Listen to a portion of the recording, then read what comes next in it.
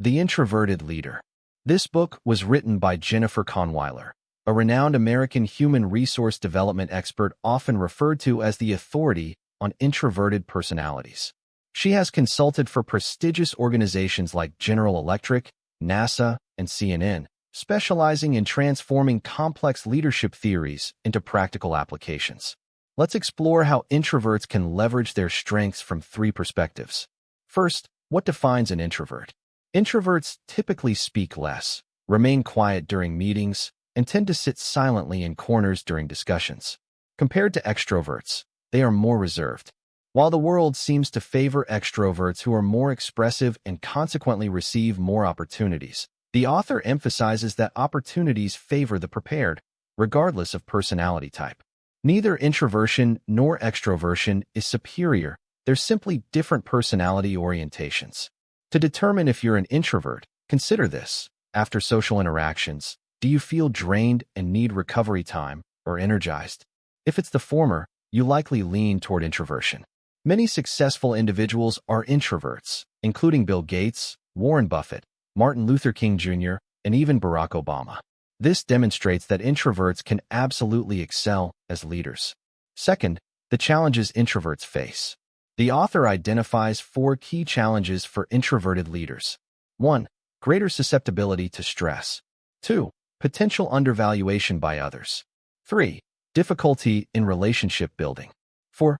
Risk of becoming invisible in the workplace. Let's examine the 4th point, which discusses the limitations of introverts in the workplace. The first limitation is workplace stress.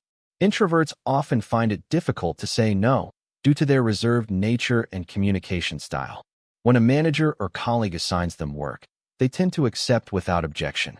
This pattern continues even when they're already overwhelmed, leading to significant psychological pressure. They feel uncomfortable but can't express their feelings, making it hard to decline additional tasks. Extroverts rarely face this issue as they're more likely to speak their minds freely. The second limitation is that introverts often receive lower evaluations from others. This occurs because people tend to judge others based on external behaviors. When an introvert is quietly thinking things through, others might perceive them as slow or indecisive. When an introvert seeks solitude in public settings, others might view them as timid. As one introvert explained, "I prefer listening and processing information thoroughly before responding. I'm just a slow warm-up person." However, others often misinterpret this as being slow-witted. The third limitation is that introverts typically struggle with group interactions and networking. Success in any field depends not only on competence, but also on relationships. While expanding professional networks creates more opportunities, introverts often hesitate to promote their achievements. As one introvert noted, "While extroverts easily secure spotlight opportunities, I'm left waiting quietly for the phone to ring." This reluctance to self-promote can be particularly disadvantageous in professional settings. The final limitation is that introverts risk becoming invisible in the workplace. Due to their reluctance to stand out, they often fade into the background. For instance, during meetings, crucial occasions for colleague interaction, introverts typically speak less. This limited participation can lead to being overlooked, creating a negative cycle that affects their confidence and further reinforces their tendency to withdraw. While these 4 limitations might sound discouraging, the author emphasizes that they're all manageable. Many successful leaders have transformed these introvert traits into advantages. The solution lies in the 4 P's method: preparation, presentation, push, and practice. A simple guide where each step begins with P. This is called the 4P principles. These 4 steps address the 4 main challenges introverts face: stress, self-underestimation, difficulty in relationship building, and workplace invisibility. If you're an introvert, mastering these principles will help guide your professional development. If you're an extrovert, these principles will help you better communicate with introverted colleagues. Let's look at the first P, preparation.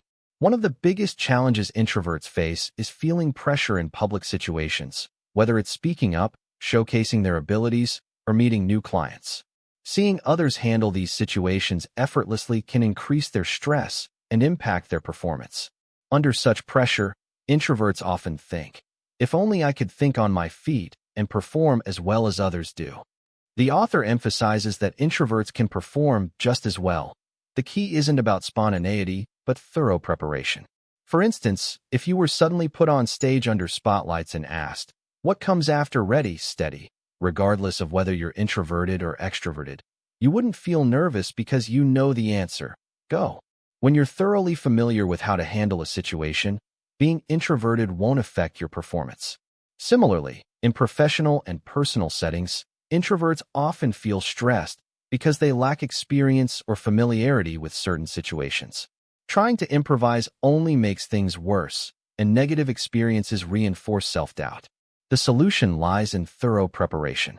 For example, if you're nervous about meeting with a senior executive client, prepare extensively. Think about their potential concerns and questions and plan your responses. Practice with a trusted colleague or friend through role-play, simulating the meeting scenario. Consider everything from entering the office to handling various client reactions. With thorough preparation, even introverts can perform confidently. The book shares an example of an introverted person attending a networking event looking for potential clients. Instead of feeling overwhelmed, they prepared by obtaining the seating chart and background information of all attendees from the organizers. By knowing everyone's position and background beforehand, they could identify potential clients and approach the situation with much more confidence. He knew exactly who to find at the event, where to be, and what questions to ask. This preparation helped him connect with an important potential client. He succeeded because he followed the first P of the author's 4P approach, thorough preparation. The more detailed your planning, the more confident your execution. The second P is presentation. Introverted people often believe that hard work and dedication will naturally be recognized. Cream rises to the top. However, the reality is that unless you showcase your achievements, others may never know what you've accomplished. That's why self-presentation is crucial. But how do you present yourself effectively? The author emphasizes that the key to presentation is focus. You must be fully present in your interactions, sharing openly and genuinely with others.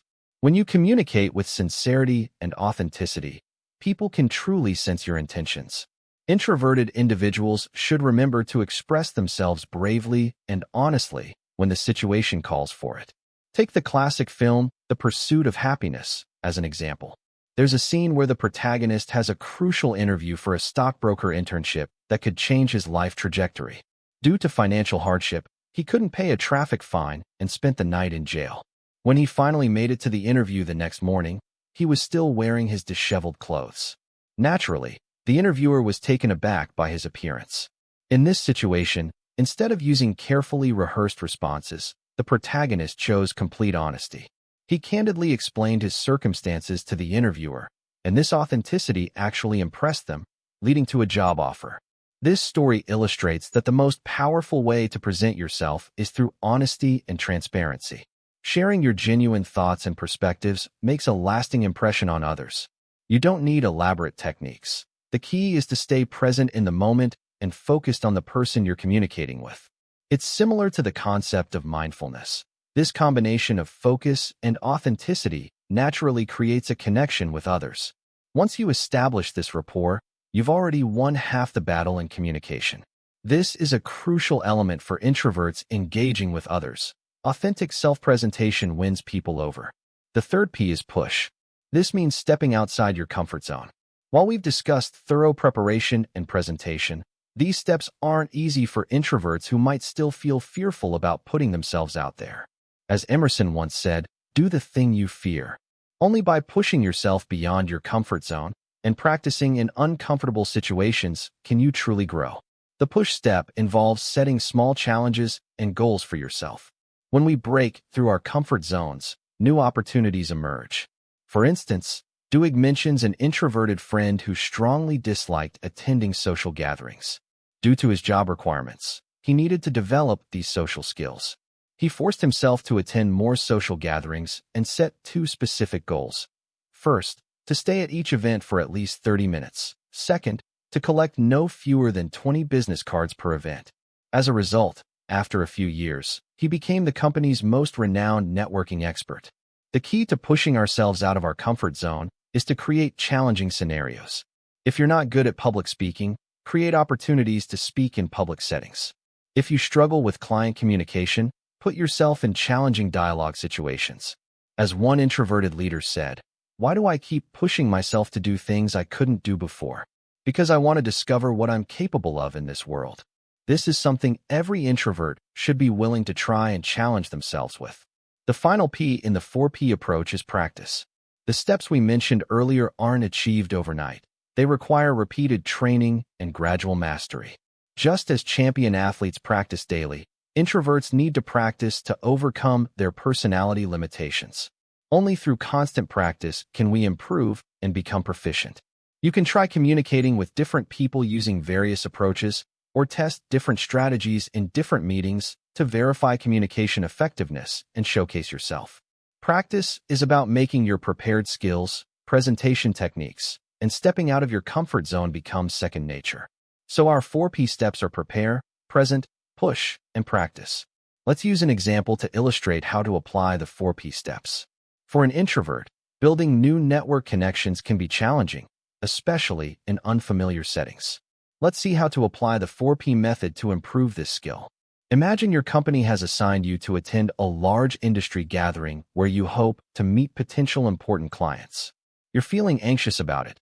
What should you do?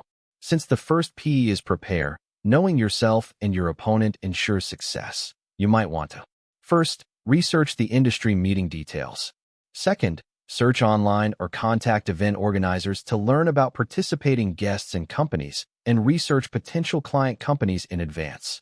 Third, discuss with colleagues or supervisors which clients are priority contacts. Fourth, consider what topics might interest others and how to communicate effectively. Write down talking points and questions to prepare your materials. See how having all this prepared before attending increases your chances of success? You can also prepare targeted materials based on your client's objectives, perhaps a presentation document to show them, which will significantly enhance their impression of you. You might worry, what if I don't know how to keep the conversation going? The book provides a 3-step ice-breaking technique for chatting with strangers. The first step when dealing with others is not to rush into speaking, but to ask questions. You can ask the other person about the most interesting part of their job or what they enjoy most in life. Let them speak first, and that way you'll feel less pressure. Then, as a second step, introduce yourself. You can share what you like, what your work involves, and what you're good at. These 2 steps are actually aimed at finding common ground with the other person. You need shared topics to keep the conversation flowing, right? You might wonder, what if we don't find any common interests?